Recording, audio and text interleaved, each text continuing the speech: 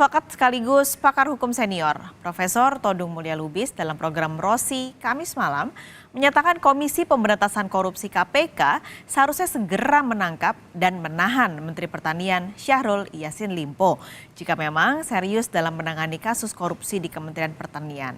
Ketidaktegasan KPK ini disinyalir jadi dugaan adanya perintangan penyidikan atau obstruction of justice dalam tubuh KPK. Ya, kalau kita percaya bahwa KPK itu lembaga extraordinary yang memberantas korupsi dan dia sudah melakukan penggeledahan dan sudah menemukan alat-alat bukti, dan kalau KPK juga sudah tanggal 26 September seperti yang dikatakan tadi menetapkan yang bersangkutan sebagai tersangka, seharusnya ketika dia turun dari pesawat dia sudah harus diciduk oleh KPK karena dia sudah dinyatakan sebagai tersangka dan sudah punya alat bukti. Begitu landing harusnya KPK sudah menciduk. Menurut saya itu yang mesti dilakukan kalau kita betul-betul fight melawan korupsi.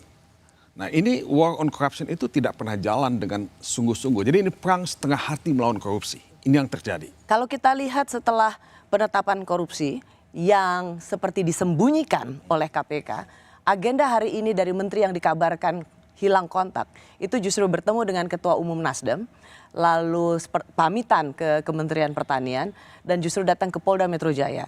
KPK ini memang tidak siap dengan penetapan tersangka seorang Menteri Pertanian, atau memang ada yang belum selesai dalam hal ini disembunyikan oleh KPK? Ya, ini sekali lagi membuktikan bahwa KPK itu tidak solid, tidak kompak. Ya, kalau misalnya sudah ada semacam pernyataan yang menetapkan dia sebagai tersangka, ya sebetulnya tidak ada alasan buat KPK untuk tidak melakukan tindakan yang tegas.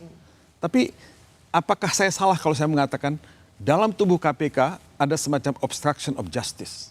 Dalam tubuh KPK dalam tubuh KPK, ya, karena kan sudah ada surat yang diedarkan sebetulnya, dan Menko Polhukam Mahfud sendiri sudah mengatakan bahwa dia tahu Menteri Pertanian sudah dinyatakan sebagai tersangka. Ya, saya punya pertanyaan yang sangat sulit untuk saya jawab. Kok bisa-bisanya ada semacam obstruction of justice dalam tubuh KPK itu sendiri? Nah, ini satu hal yang sangat serius. Presiden mesti memberikan perhatian yang sungguh-sungguh terhadap hal ini. Karena apa yang menjadi taruhan kita adalah trust terhadap KPK.